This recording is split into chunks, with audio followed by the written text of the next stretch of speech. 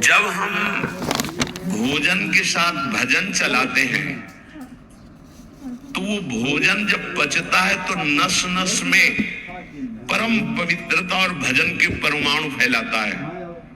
जो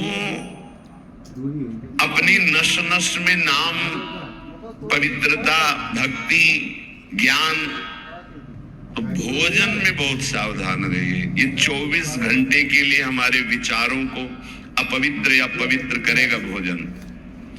यदि आप अपने कुसंग को नहीं त्याग सके, भोजन का सुधार नहीं कर सके, तो भजन में रुचि नहीं होगी।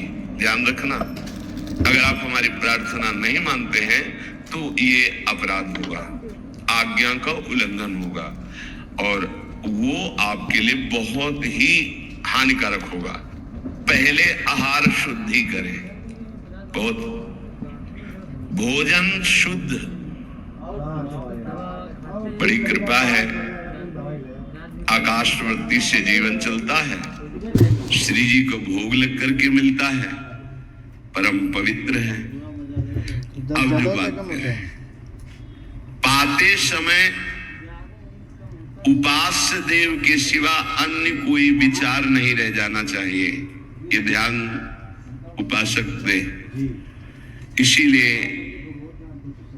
नाम कीर्तन चला दिया जाता है। चलता है नाम कीर्तन, नाम कीर्तन चला दिया जाता है कि आपका मन किसी विषय का चिंतन न करने पावे, नाम कानों में पड़े और चिंतन नाम का हो।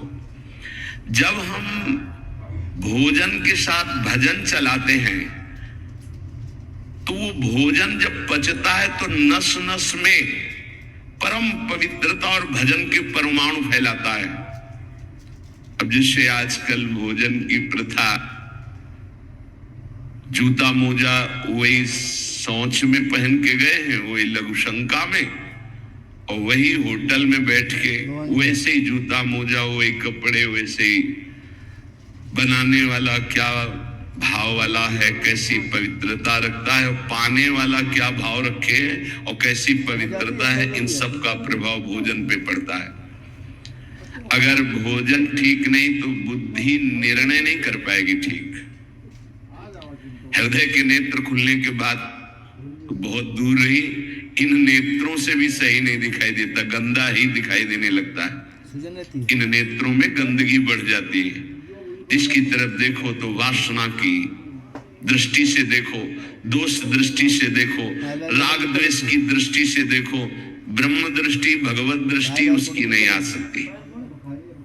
ये बहुत जरूरी है। अरे कहीं भागा थोड़ी जा रहा है भोजन। धैर्य पूर्वक चिंतन करते हुए, नाम चल रहा है तो उसी नाम का चिंतन करते हुए। अब जैसे अपने लोग पूर्वाभ्यास तो पद चला लिया, बड़ी सुविधा रहती है। पद, कोई बड़ा पद ले लिया और मानसिक पद गुनगुना भी रहे, चिंतन भी कर रहे, प्रसाद भी पा रहे। कोई पद उठा ले, बड़ा पद, देखत नौ निकुंज सुन सजनी लागत, प्रथम यथामति प्रणव विहरत दो प्रीतम कुंज। अब जब तक पद पूरा नहीं होगा तो भागेगा नहीं, और भागेगा तो पद नहीं पूरा होगा, पकड़ हो जाएगी। अब पद चल रहा है, प्रसाद पा रहे हैं, तो कभी कभी प्रसाद पाते पाते आंसू चल रहे हैं, प्रसाद पा रहे हैं, पद चल रहा है।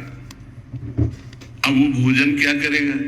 प्रसाद नस नस में जाकर भागवतिक भाव संचरित करेगा। अब आप प्रसाद पा रहे हैं, किसी द्वेषी का चिंतन कर रहे, गुस्सा आ रही, अब नस नस को वो क्रोध से युक्त करने वाली वृत्ति पैदा करेगा। आप प्रसाद पा रहे हैं, कोई काम चिंतन कर रहे हैं, वही प्रभाव आपके अंदर पड़ेगा। हमारी पद्धति रही है प्रसाद पाने की, चाहे जितना पवित्र हो, पर भोजन पाने के पहले हाथ पैर धोए गए, कुल्ला किया गया, पवित्र हो करके फिर वहां बैठ करके। पद्धति थी, आसन, पीढ़ा, चटाई बिछा दी गई, पवित्रता पूर्वक बैठे, भोग सामने आया, भगवद अर्पित प्रसाद है तो जय जयकार और कीर्तन करके पा रहे हैं।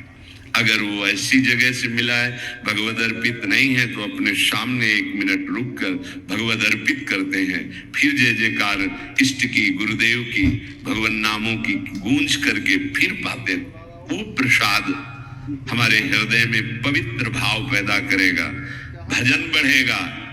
भजन से ही हृदय के नेत्र खुलते हैं, भजन से हृदय के नेत्र, और हृदय के नेत्रों से ही प्रियालाल का दर्शन होता है, प्रियालाल का लीला चिंतन होता है। जो अपनी नस नस में नाम, पवित्रता, भक्ति, ज्ञान, तो भोजन में बहुत सावधान रहिए। ये 24 घंटे के लिए हमारे विचारों को अपवित्र या पवित्र करेगा भोजन। अगर अशुद्ध भोजन हो गया तो 2-3 दिन तक तो विक्षेप पड़ेगा ही। अगर बहुत ही निषिद्ध भोजन हो गया तो हो सकता है कि भजन भी रुक जाए, विक्षेप क्या रुक जाए, ऐसा भोजन होता है। भोजन बहुत संभाल के, भले भूखा रहना पड़े तो अच्छा है 1-2 दिन, पर ऐसा भोजन न होने पावे जो हमारे भजन को छीण करे।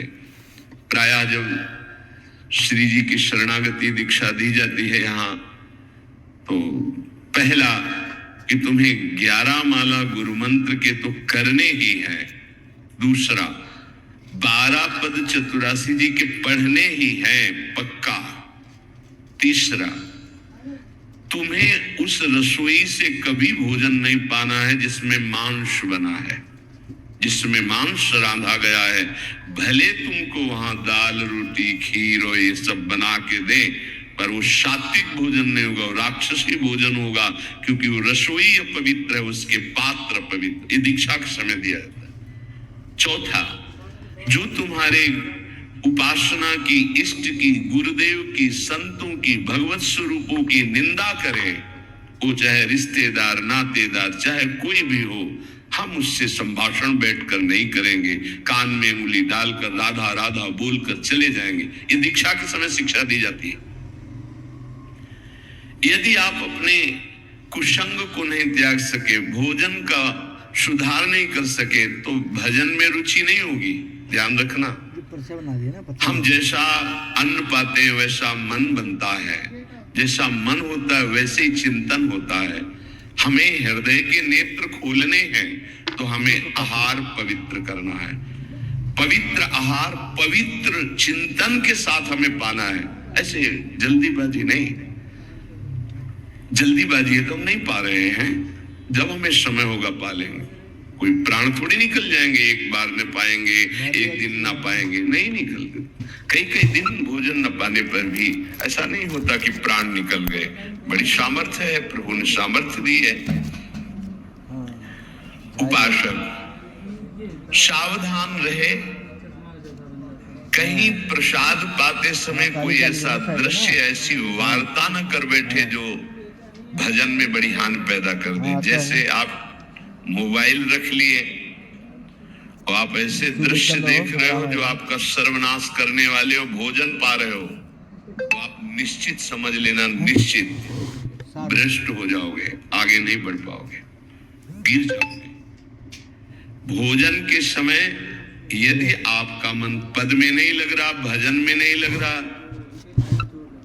तो जैसे यंत्र है आपके पास, तो चतुरासी जी लगा दीजिए, सत्संग लगा दीजिए। आपका चिंतन बनना चाहिए भागवती, कोई गलत चिंतन नहीं। और अगर कोई पास बैठा है तो वार्ता नहीं होनी चाहिए।